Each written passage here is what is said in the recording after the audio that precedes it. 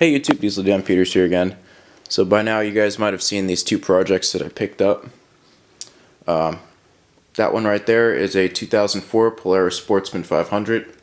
And this one, I was originally told it was a Polaris Sportsman 400. But I started looking at the motor and it says it's a 335. So I don't know if that's just an old pull start housing or if it's actually a 400 or not. But regardless, I already ordered a brand new, not brand new, but I ordered a 500 motor and a new frame for this one because this frame is shot. So I'm pretty much going to do a complete rebuild on this. And this one, luckily the frame isn't as shot, so I'm going to try to reuse that frame, but even that one is super rusty. I just don't like dealing with rust when you're off-roading like that because you know, all you need is one bad bump or something to happen and then that's it. Frame gets shot and you're screwed. Just a mess, but this one did run pretty well. I pretty much bought it as you see it right now. I have the other plastics on the other side. So this one was running with the speedometer working and everything. This one I just bought not running. Well, not bought. So I traded that Chinese quad that I fixed up for this one, and I'm pretty much going from there. This is gonna be my projects over the next few months. I've always wanted a four-wheel drive quad, so I finally got one. Unfortunately, these aren't the best looking quads right now, but rest assured they will be once I'm done with them. The 500 conversion is going to be interesting. That's why I figured I'd bring you guys along for that. And that's why it'd just be easier to just get a whole nother frame instead of just taking everything off of this frame, getting this frame good to go again, and then, you know, going again over and over. Probably not making too much sense right now. I'm definitely trying though. But yeah, I'd prefer just to start fresh with a nice, really nice looking frame. And yeah, for me that'd just be easier overall. Plus I've only really rebuilt the nitro trucks, which are actually on this side currently. So it'd be a nice little change to actually do a full rebuild on it, which I've always wanted to do. And as for this Sportsman 500, I've been saying a lot this video. I'm really sorry, you guys. But this one's going to be a whole other project. Probably going to focus on one for now. Get one going, and then go to the second one. So this one's probably going to be in its state for a while. I want to get my tax returns back, get these diesel generators sold, or you know, out the road. But that's not a saying, is it? Just want to get them sold, you know, fixed up and sold. Then I'll have more room in here. And I'm currently planning on using this engine over here to throw on this John Deere here, even though it has the motor on it already. I don't want to use this motor like I was originally going to. The problem was it had the tapered shaft just like those do. But, hear me out, I kind of had to rig this a little bit.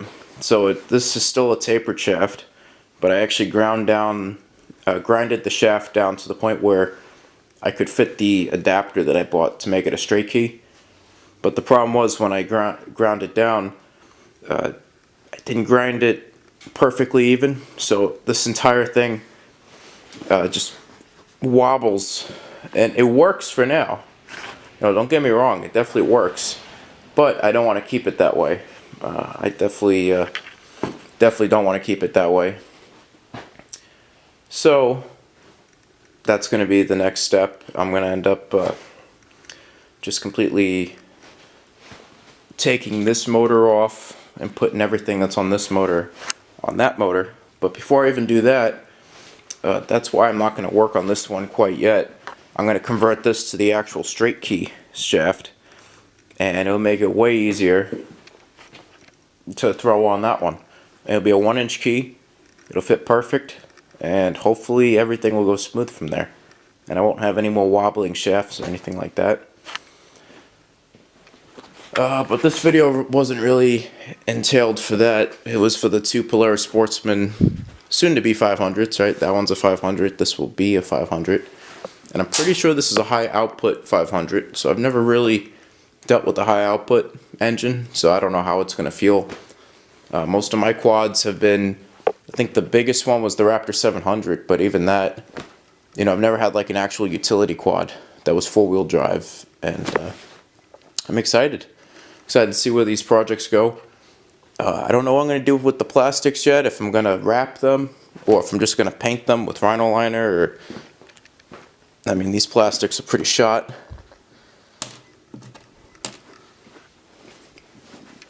But I don't really want to buy new plastics. You know, the way I see it is that they're made to be off-road. They're going to get beaten up.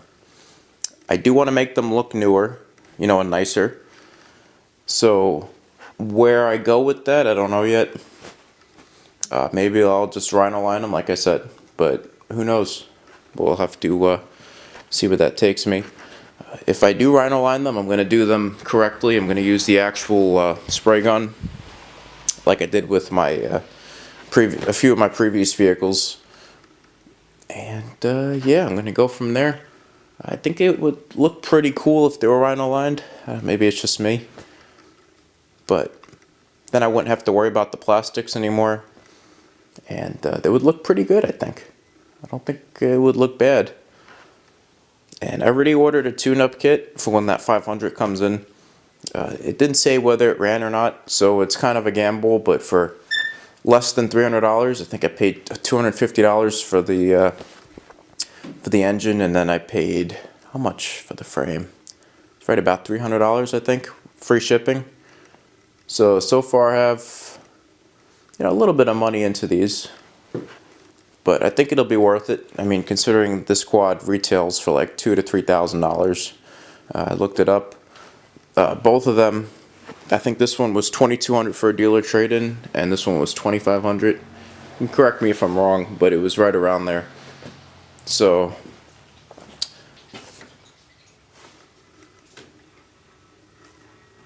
but yeah, stay tuned for this.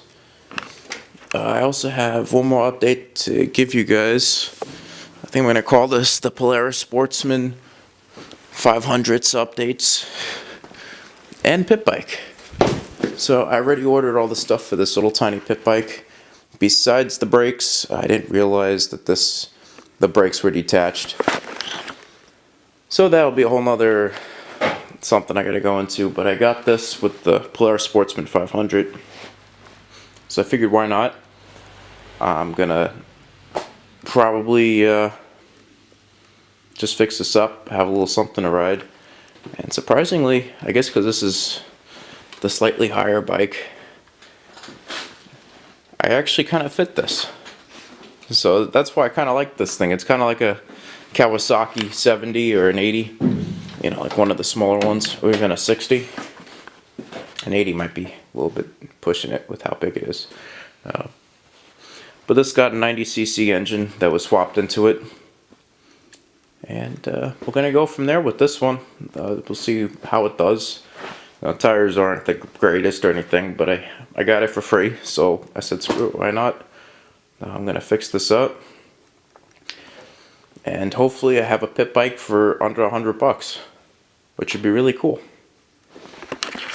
So stay tuned for more updates though, on everything. There's a lot of updates coming. And I've been trying to make these videos a little bit better for you guys, because I know that the way I previously used to do it probably gets boring to watch. So hopefully I'm able to make this a little more exciting than it's been. So stay tuned, as I said, and yeah, see you in the next one. Diesel Dan Peters, signing out.